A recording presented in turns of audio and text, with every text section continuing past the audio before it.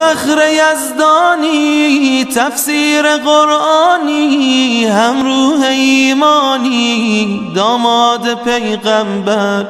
همتای تو زهرا می آید از بالا ذکر علی مولا همراه. اعوذ باللہ من الشیطان الرجیم بسم اللہ الرحمن الرحیم الحمد للہ رب العالمین والصلاة والسلام علی اشرف الانبیاء وخاتم المرسلین وعلی آلہ الطیبین الطاہرین واصحابہ المنتجبین ولعنت اللہ علی اعدائہم اجمعین. حاضرین گرامی اور ناظرین محترم، السلام علیکم ورحمۃ اللہ. آج جس سلسلے کا آغاز کیا جا رہا ہے وہ ایک بالکل ہمارے لیے نیا سا موضوع ہے، اچھوتا سا موضوع ہے، اور ایک ایسا سبجیکٹ اور ٹاپک ہے جس پر عام طور سے باتیں نہیں ہوتی. آج سے شروع کیا جانے والا ہمارا موضوع ہے امیر المومنین حضرت علی ابن ابی طالب علیہ السلام کے فیصلے، ججمنٹس آف امام علی علیہ السلام. سب سے پہلی بات تو یہ جاننے والی ہے فیصلوں کے سلسلے میں، مقدمات کے سلسلے میں، کہ کبھی ہمیں یہ نہیں سوچنا چاہیے کہ جیسے ہمارے ممالک میں مقدمے دائر ہوتے ہیں اور مقدمے چلتے رہتے ہیں اور پھر پتہ نہیں کب جا کر ان مقدموں کا فیصلہ ہوتا ہے. یہ مقدموں کا طول پکڑتے رہنا، یہ لمبی مدت تک چلتے رہنا، خود یہ لیندی پروسیس مقدمات کے فیصلوں پر بہت بڑا اثر ڈالتا ہے، اور اکثر ان لیندی پروسیسز کی وجہ سے مقدمات کے صحیح فیصلے نہیں آ پاتے ہیں. دین اسلام نے مقدمات اور ان کے فیصلوں کے سلسلے میں بڑا اہتمام برتا ہے، اور جتنی اہمیت اسلام نے قاضی یعنی جج کی پوسٹ اور اس کے عہدے کو دی ہے، اتنی اہمیت کسی اور عہدے کو نہیں دی گئی ہے. ایک اعتبار سے اتنا حساس عہدہ، اتنی سینسٹیو پوسٹ، اتنا خطرناک منصب کہ جہاں پر انسان اگر جج بنا دیا گیا، قاضی بنا دیا گیا، تو پھر دین اسلام نے اس کے اوپر اتنی پابندیاں لگا دی ہیں. سب سے پہلے تو اسے مسائل اسلامی سے پوری طریقے سے باخبر ہونا چاہیے، وہ تمام باتوں کو اچھی طریقے سے جانتا ہو، وہ تمام مسائل سے واقف ہو، وہ تمام عملی اور علمی بنیادوں کو پہچانتا ہو، حالات پر نظر رکھتا ہو، واقعے کے تمام اطراف کو پوری طریقے سے اپنے نظر میں رکھے، خوف خدا رکھتا ہو، معرفت رسول و آل رسول رکھتا ہو، اور اس کے بعد تمام باتوں کو اچھی طرح سے سننے اور سمجھنے، جانچنے، پرکھنے کے بعد اپنی زبان سے کوئی لفظ نکالے. ایک ایسا منصب جسے ہم قاضی کہتے ہیں، جسے ہم جج کہتے ہیں اسلام میں، کہ جس کے لیے حدیثوں میں ارشاد ہوا ہے کہ قاضی، جج وہ ایک ایسی دیوار پر بیٹھا ہوتا ہے کہ ذرا سا اگر ادھر جھکاؤ پیدا کیا تو جہنم میں گر گیا، اگر ذرا سا ادھر میلان پیدا کیا تو جہنم میں گر گیا. ایک ایسی دیوار ہے، ایک ایسی روپ اور ایک ایسی رسی، ایک ایسی وال ہے کہ جس میں ادھر بھی جہنم، ادھر بھی جہنم. یہی وجہ ہے کہ قضاوت کے آداب میں، قضاوت کے طریقے میں، ججمنٹس کے اور فیصلہ دینے کے طریقوں میں یہ بات ذکر کی گئی ہے کہ قاضی اور جج کا انداز یہ ہونا چاہیے، طریقہ اور سلیقہ یہ ہونا چاہیے کہ دو پارٹیز ہیں، ایک مدعی ہے جس نے دعویٰ کیا ہے، ایک مدعا علیہ ہے جس پر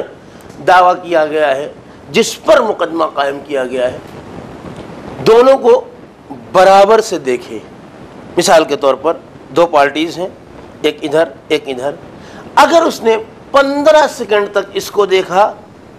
تو برابر سے 15 سیکنڈ تک اسے دیکھے۔ جج کے چیمبر میں جب ایک پارٹی آ رہی ہے، اگر جج نے اس پارٹی کو مسکرا کر اس کا استقبال کیا ہے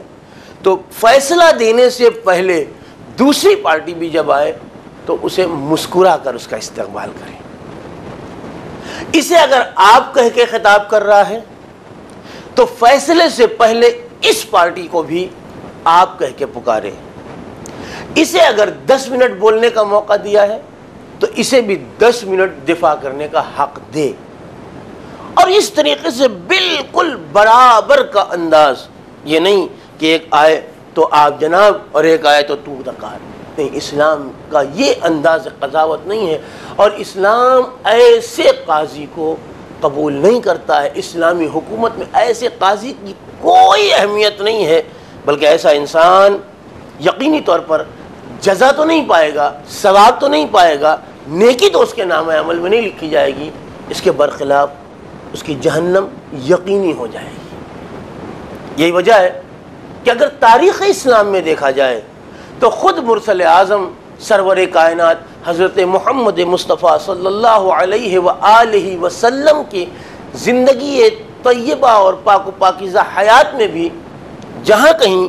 آپ کے سامنے نزاع آیا ہے، اختلافات آئے ہیں، دو پارٹیز آئی ہیں، دو طرح کے افراد آئے ہیں، یہ ان پر الزام لگا رہے ہیں، یہ ان پر الزام لگا رہے ہیں، تو حضور نے پوری دیانتداری اور پوری برابری کے ساتھ انصاف کیا ہے، فیصلہ کیا ہے۔ اور نبی کے بعد بھی تاریخ اسلام میں جتنے ادوار ابتدائی طور پر کم سے کم گزرے ہیں، وہاں بھی کسی نہ کسی حد تک فیصلوں میں قرآن اور حدیث کو معیار بنایا جاتا تھا، قرآن و حدیث کی بنیاد پر فیصلے کیے جاتے تھے، اور جہاں کہیں بھی ہم نے اسلامی فرما رواؤں کو بھی دیکھا ہے، ہم نے خلفائے مسلمین کو بھی دیکھا ہے کہ جب تک ان کے یہاں دیانتداری رہی ہے، جب تک ان کے یہاں خوف خدا اور تقوی رہا ہے، تب تک ان کا انداز یہ ہوا کرتا تھا کہ اگر ان کے سامنے فیصلہ آیا، اگر ان کے سامنے مقدمہ آیا، اگر ان کے سامنے کوئی لڑائی جھگڑا کوئی اختلاف لایا گیا اور وہ اس سلسلے میں فیصلہ کرنے کی صلاحیت نہیں رکھتے تھے، تو انہوں نے فوری طور پر اس انسان کو طلب کیا جو فیصلہ کر سکتا تھا، اور بار بار اپنی زندگی میں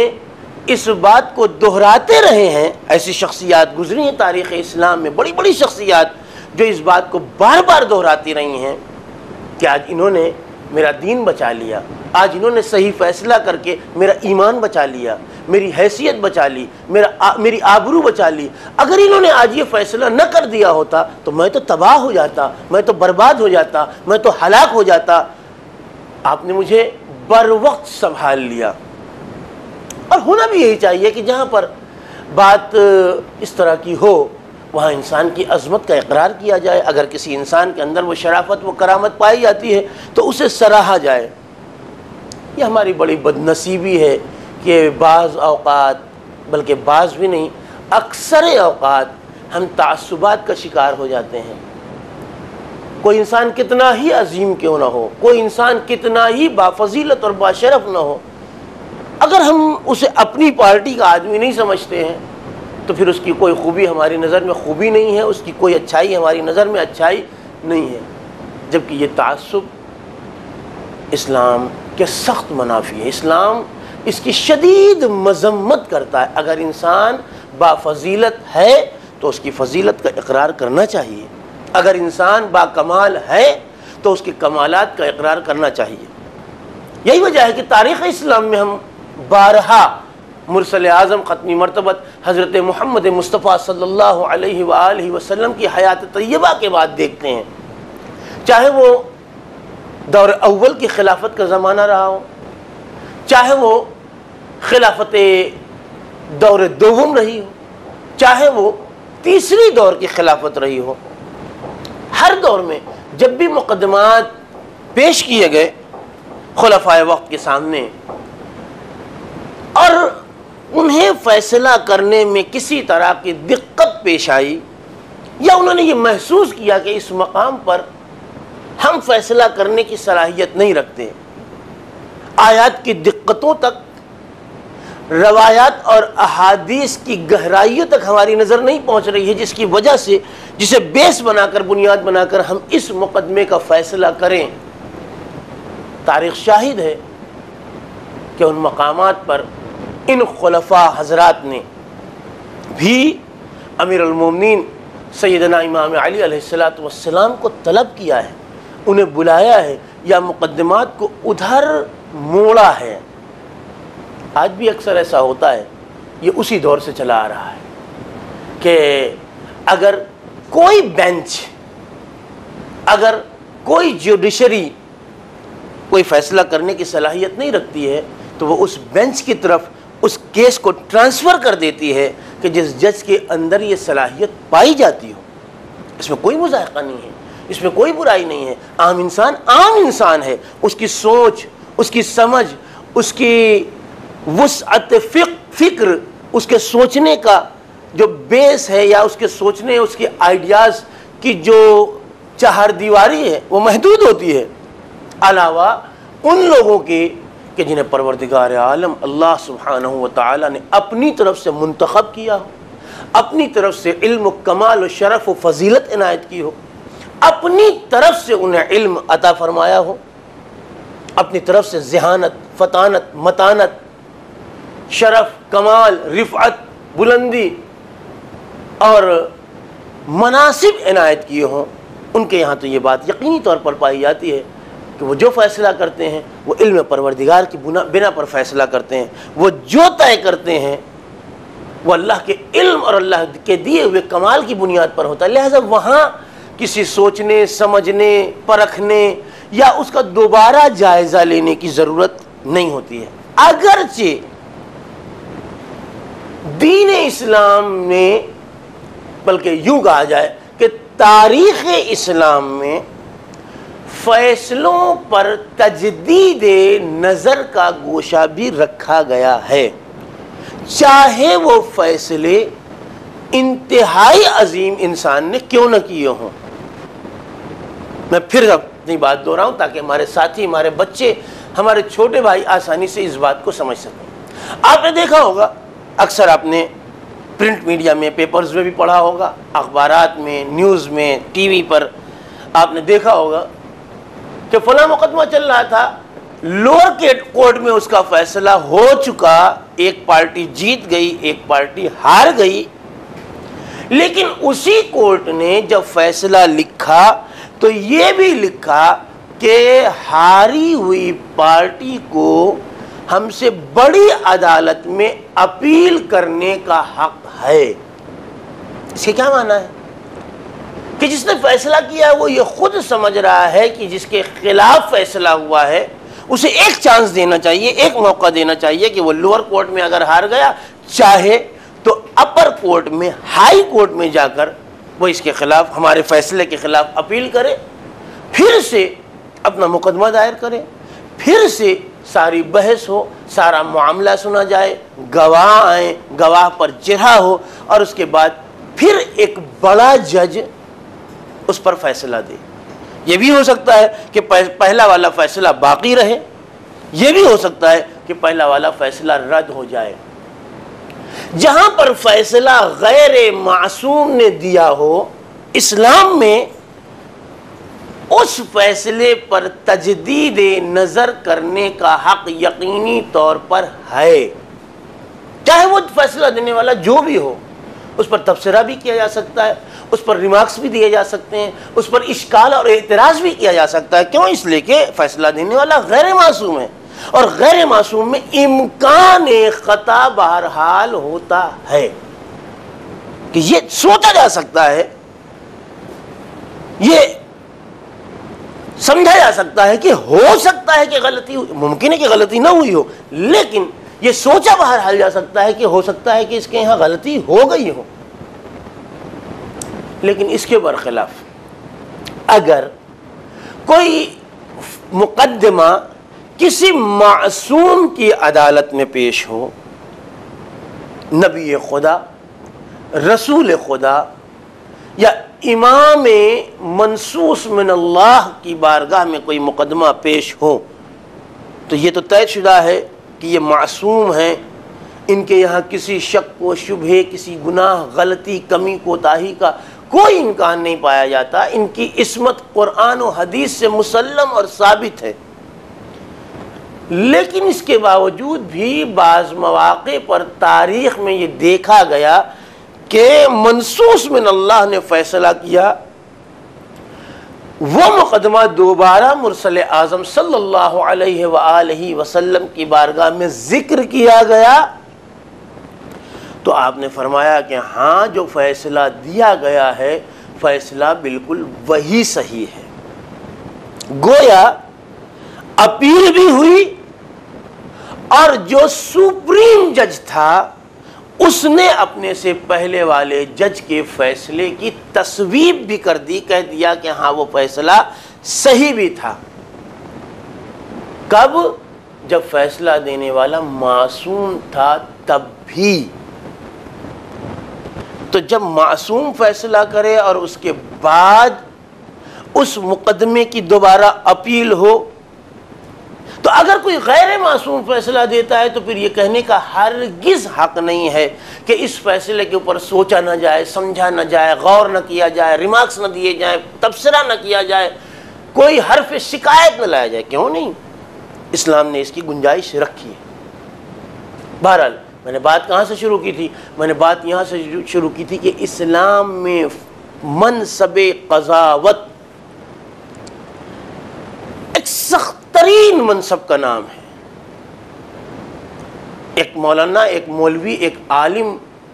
کا نماز پڑھا دینا مسجد میں جا کر بہت آسان ہے، نماز جمعہ کا قائم کر لینا بہت آسان ہے، نماز عیدین کی اقامت کر لینا اور اس کی اقتداء کر لینا بہت آسان ہے۔ دوسرے تیسرے مراحل میں کسی کی شادی ہو رہی ہے، جا کر نکاح کا وکیل بن جانا بہت آسان ہے۔ کسی کا طلاق ہونے والا ہے، صیغہ طلاق جاری کر دینا بہت آسان ہے۔ کسی کا انتقال ہو گیا، جا کر وہاں نماز میت پڑھ دینا بہت آسان ہے۔ یہ ہر کوئی کر سکتا ہے جس کے اندر وہ شرائط پائی جائیں۔ لیکن کسی مرد مسلمان کا منصب قضاوت پر فائز، آن دا چیئر آف ججمنٹ، کسی کا بیٹھنا بڑا مشکل ہے، بہت مشکل ہے۔ یہی وجہ ہے کہ اسلام نے اس کرسی عدالت پر اسی انسان کو گوارا کیا ہے، برداشت کیا ہے جس کے اندر اس کی مکمل قابلیت پائی جائے۔ اور اگر فیصلوں کی تاریخ دیکھی جائے، اگر ہسٹری آف ججمنٹس دیکھی جائے، تو پوری تاریخ آدمیت، تاریخ انسانیت میں جتنے بہترین فیصلے، قرآن و حدیث سے جتنے منطبق فیصلے امیر المومنین حضرت علی ابن ابی طالب علیہ السلام کی زندگی میں پائے جاتے ہیں، کہیں اور نہیں پائے جاتے۔ قرآن مجید میں متعدد مقدمات کا تذکرہ ہے، وہاں نبیوں کے فیصلوں کا بھی ذکر ہے، لیکن وہاں بھی وہ انداز قضاوت، میں بڑی احتیاط سے لفظوں کو استعمال کروں، وہ انداز قضاوت اور وہ کمال قضاوت نظر نہیں آتا جو یہاں دکھائی دیتا ہے۔ اس لیے کہ بعض اوقات ایسے مقدمات پیش ہوئے ہیں کہ آج بھی کسی جج کی عدالت میں، کسی جوڈیشری کی کسی بھی بینچ میں اگر اسے پیش کر دیا جائے اور یہ نہ بتایا جائے کہ اس کے قاضی نے اس مقدمے کا کیا فیصلہ دیا تھا، تو میں پورے وثوق سے کہتا ہوں، پورے یقین سے کہتا ہوں کہ زمانے کی اتنی ترقی کے بعد بھی، علم کے اتنے کمالات تک پہنچ جانے کے بعد بھی بڑے سے بڑا جج چکرا کے رہ جائے گا، اور اس کے یہ سمجھ میں نہ آئے گا کہ اس مقدمے کا کیا فیصلہ کرایا جائے، جبکہ آج کے زمانے میں نہ جانے کتنی طرح کی علوم نے ترقی حاصل کر لی ہے، medical check ups, blood groups, genes, D N As, یہ ساری چیزیں، تحقیقات، کیمرے، سی سی ٹی وی، یہ وہ سب کچھ موجود ہے، لیکن اس کے باوجود مقدمات کے فیصلوں میں آج بھی غلطیاں ہو رہی ہیں، اور ایک نہیں سینکڑوں غلطیاں ہو رہی ہیں، کہیں عمدن غلطیاں ہوتی ہیں، کہیں سہون غلطیاں ہوتی ہیں۔ یہی وجہ ہے کہ اسلام نے اس سلسلے میں بڑی سختی کا برتاؤ برتا ہے، بالخصوص جو آج کل کے زمانے میں پوری تقریباً پوری دنیا میں جو ہو رہا ہے کہ فیصلوں کا دار و مدار کہیں نہ کہیں روابط، تعلقات، سورسز، بیک ڈورز یا پیسوں کی مقدار، جسے ہم رشوت کہتے ہیں اور جسے اسلام نے رشوت کہا ہے، جس کے لیے کہا ہے الراشی والمرشی کلیہما فی النار، رشوت دینے والا بھی اور رشوت لینے والا یہ دونوں جہنمی ہیں۔ اس کا سب سے پہلا اطلاق رشوت دے کر یا رشوت لے کر کسی مقدمے کا فیصلہ کرنے پر ہوتا ہے۔ اسلام نے ہرگز اس بات کی اجازت نہیں دی ہے، اور رشوت کے معنی صرف اور صرف پیسے لے لینا نہیں ہے۔ کسی منصب کی چاہت، فلاں وزیر کا مقدمہ ہے، منسٹر ہیں، اگر اس کے فیور میں مقدمہ کر دیں گے، جب فیصلہ کر دیں گے تو ہماری ترقی ہو جائے گی، یہ بھی ایک رشوت ہے۔ ہماری لڑکی جوان ہو گئی ہے، فلاں بڑا رئیس ہے، بڑا تاجر ہے، بہت بڑا بزنس مین ہے، اگر اس کے فیور میں ججمنٹ دے دیں گے تو کل میری لڑکی کی شادی ہے، اس کا اچھا خاصا جہیز تو وہی اپنے آپ بنوا دے گا، یہ رشوت ہے۔ یا اس طرح کا کوئی تصور بھی رکھ کر کسی مقدمے کا فیصلہ کرنا اسلام نے حرام، ناجائز قرار دیا۔ اور یہی وجہ ہے کہ اسلامی نظام حکومت سے واقف ہر انسان جانتا ہے، اور دنیا کے نظام کو بھی اسلام کے نظام سے یہ سبق لینا چاہیے کہ اسلام نے قاضی کی کوئی تنخواہ معین نہیں کی ہے۔ جج، اس کی کوئی منتھلی سیلری نہیں ہوگی کہ 10,000، 20,000، 50,000، 80,000، 90,000، 1 لاکھ، نہیں۔ جج اس کی جو بھی ضروریات زندگی ہیں وہ سب حکومت کے خزانے سے، بیت المال سے پوری کی جائیں گی۔ کیوں؟ تاکہ کسی مرحلہ زندگی پر اسے یہ احساس نہ ہونے پائے کہ میرے پاس یہ پیسہ ہوتا ہے اتنا تو یہ کر دیتے، تنخواہ میں تو پورا پڑتا ہی نہیں ہے۔ تو اب ظاہر سی بات ہے جب تنخواہ میں پورا نہیں پڑتا تو اس فیصلے سے، اس مقدمے سے، اس بیک ڈور سے، اس رابطے سے، اس ذریعے سے کہیں نہ کہیں سے پیسے جمع کرنا ہے، اور پھر جب جائز سے نہیں ملے گا تو انسان ناجائز کی طرف اپنے آپ قدم بڑھائے گا۔ یہی وجہ ہے کہ اسلام نے اس کا روز اول سد باب کر دیا، یہ راستہ، یہ دروازہ بند کر دیا کہ جہاں اس کی ضروریات، جتنی ضروریات بڑھتی جائیں گی، اسلام اور اسلامی خزانہ ان ضروریات کو لمٹ میں رکھ کر، حد میں رکھ کر انہیں پورا کرتا رہے گا۔ کیوں؟ اس لیے کہ جو آپ کا اسٹیٹس اسٹینڈرڈ ہے اس کے مطابق جو بھی ضروریات ہیں وہ سب پوری کی جائیں گی۔ لڑکی کی شادی ہو یا بیٹوں بیٹیوں کی تعلیم، ساری ضروریات، بیماری، آزاری، آنا جانا، سفر،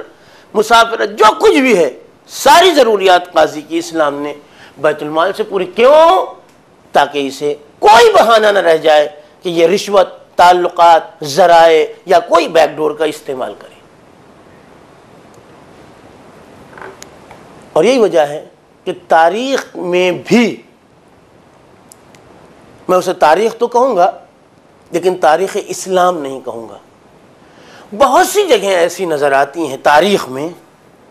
کہ جہاں اس طرح کے بھی انداز نظر آئے ہیں کہ جہاں پر فیصلے پیسے لے کر، جاہ و منصب لے کر، سلطنتیں لے کر، حکومتیں لے کر بدلے جاتے رہے ہیں، اور فیصلوں کو قرآن و حدیث کے بالکل سراسر خلاف دیا گیا ہے۔ ایسے انسان جہنمی انسان ہے۔ آئیے دیکھتے ہیں کہ امیر المومنین کی بھی عدالت میں ایک مقدمہ پیش ہوتا ہے اور انہوں نے کیا فیصلہ دیا۔ بڑا پرلطف، بڑا سنگین مقدمہ، بڑا سینسٹیو اور حساس مقدمہ ہے، جہاں پر ایک جوان ہے اور ایک ماں ہے، یہ طے نہیں ہو پا رہا کہ یہ جوان اس عورت کا بیٹا ہے یا اس کا شوہر ہے۔ ایک ہی جوان ہے، یہ کہہ رہی ہے کہ یہ میرا بیٹا نہیں ہے، یہ جوان کہہ رہا ہے کہ یہ میری ماں ہے، یا بعد میں فیصلہ یہ ہو رہا ہے کہ اگر یہ بیٹا نہیں ہے تو پھر یہ شوہر ہو سکتا ہے۔ اس طرح کے بہت سے مقدمات ابھی پیش ہوتے رہیں گے، حاضریاں ہوں گی، پیشیاں ہوں گی، کرسی عدالت سجے گی۔ میں بھی رہوں گا اور آپ کو بھی دعوت دیتا ہوں کہ ان مقدمات میں بھی شرکت ضرور کیجیے گا۔ وآخر دعوانا ان الحمد للہ رب العالمین۔ اللہم صلی علی محمد و آل محمد۔